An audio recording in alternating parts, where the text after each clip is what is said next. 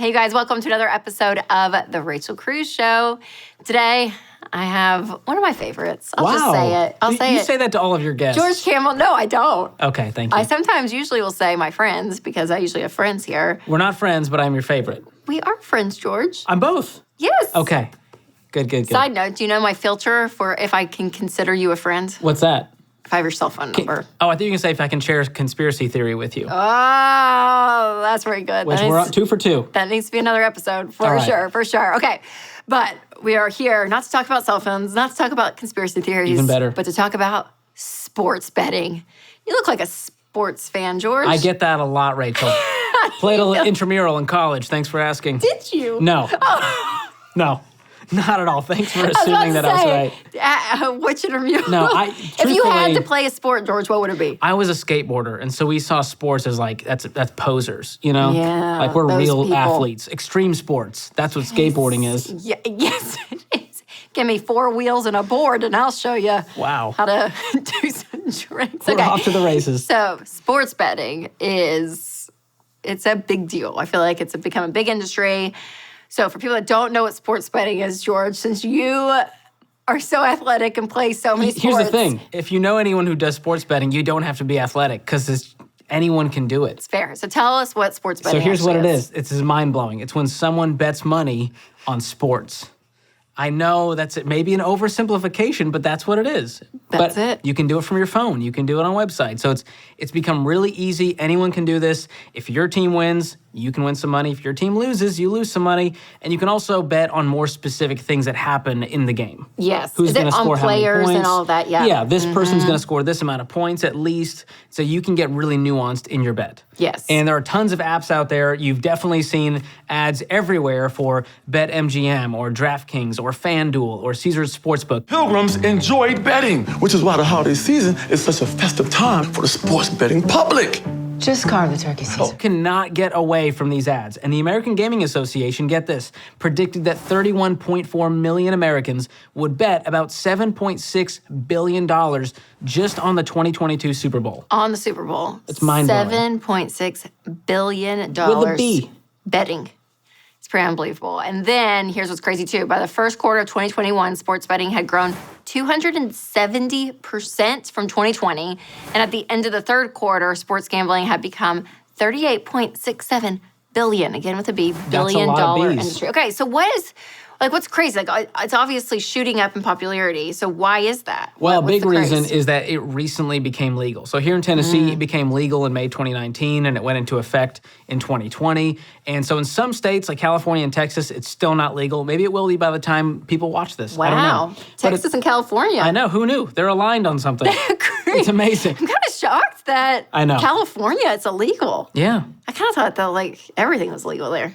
Who knows? Who knew? Okay. They're for a lot of things. You tell us, California. You tell us. They don't like sports. They don't like sports betting. This is more mainstream than ever because of all the exposure. So it's become legal, and now they're advertising all over the place, and they have celebrity spokespeople like Halle Berry and Drake. So Drake's posting on Instagram going, hey, I made a ton of money on sports betting because he needs the money, doesn't he? And so it's becoming even more popular as more and more celebrities normalize sports betting and go, hey, I'm a normal guy like you. I do sports betting. Yeah, you should too. And so this is what happens. You get a high from winning. Even if it's $5, $10, you get a little high, and then it becomes really, really addicting. And what's sad is that 2 million adults are addicted to gambling in the U.S. right now. And that's just the ones who admitted it. Yes. And I'm going to say that's going to be growing. If these numbers of sports betting are growing and at the ease of how quickly you can do it and get into it and make a little bit of money here, lose a little bit, but man, you're just like overcompensating. That addiction it's hard to know when you have a problem. Totally. Absolutely. Okay. Yeah. So do people really make money? Like, what's the stats? What's the numbers behind? Do people actually make money sports betting? Just like any type of gambling, it's possible to make money, but people is a little bit too vague for me. I'm going to say a very, very, very, very small percentage of people are actually making any money. And even the ones that are making money are not making a significant amount of money. And the level of anxiety that it's creating as you stare at your phone and hoping that your bet's going to win, that is just not something I want people dealing with. So the odds are not stacked in your favor. These bookies, right, these are the gambling facilitators who figure out all of the odds. They are really smart, much smarter than you. You think you've done a lot of research. They've done 10 times the research you have. And so they rarely lose. That's what it comes down to. The house always wins in this case. So you can spend all the time you want researching. They're still going to beat you. And keep in mind, if you participate, the sports betting companies are making big money off of you. You are the product in this situation. Okay, so bottom line, George, Kamel, will you be sports betting? Will I do it? Listen, if it helps people out there to not do it, I'm going to tell you this. I don't do sports betting.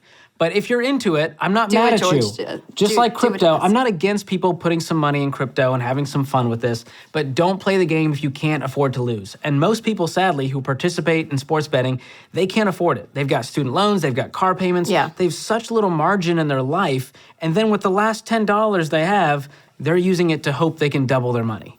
Yep. That's not a good situation. Okay, so I like this because listen, guys, again, we're not like these...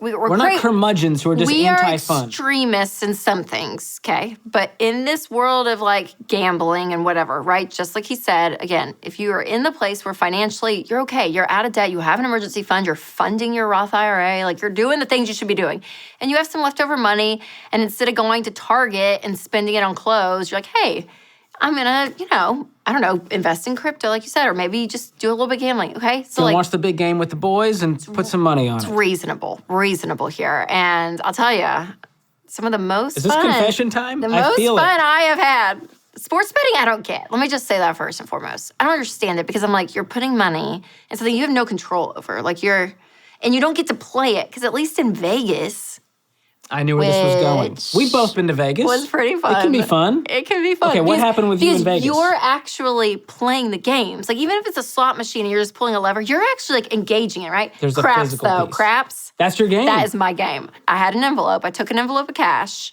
and I said, whatever money I win, I'm putting in the separate envelope, and I don't touch the separate envelope. Oh, that's smart. And when this money runs out, because I was going to spend it all, okay? So I'm just like, this is the money I can burn, whatever. So I spent it all, and then I went and counted the envelope of all my winnings, and I walked away with more money than what I came. So anyways. Good for you. Okay. I don't know if that's a testament, but so hey, what Rachel's saying is go to Vegas instead of sports betting. At least have fun doing it. It's more fun, I agree. I think. I don't know. I'm with you. But there are similarities to other types of investments in gambling, like Bitcoin, right? Yes. We hear about this a lot, cryptocurrency. This is not something you should be investing a lot of money into. I'm okay with you having some fun here and using your fun money on this, but I don't want you to spend more than you can afford to lose. And that's what you're saying. You went to Vegas with an envelope and a budget and said, I'm going to have some fun, just like if you were going to the movies or on a vacation. Yep. And once the money's gone, it's gone. That's right. It's called responsibility, you guys. That's right. We can do this because, listen, we're your friends. This we is want the face you to of win. responsibility. We want you to win. I don't know what this is. I don't know. It was just like a little post. Yeah. Okay. Okay, so what would you tell somebody after all of this, and they're like, all right, I am thinking about sports betting? Okay. Well, I'm not mad. We can still be friends. I'll watch the game with you as long as there's buffalo chicken dip there.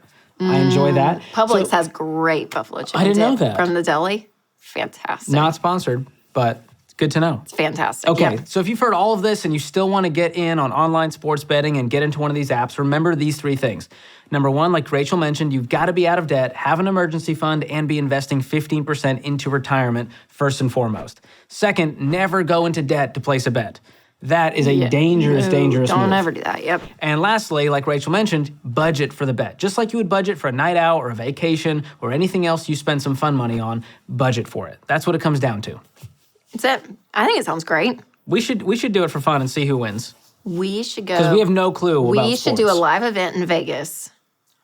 I like where this is going. And George and I will compete on who Oh, no, is no, best no, at you're going to craps. beat me. I can't do craps. There's too many things going on. No, 6 and 8, George. Just remember 6 and 8. 6 You know and what? 8. I'll All just right. stand next to you and cheer you on. How You about just that? keep saying 6 and 8. You just keep saying 6 and 8. I'll go for the That's free all you drinks. do. That's all you do. There we go.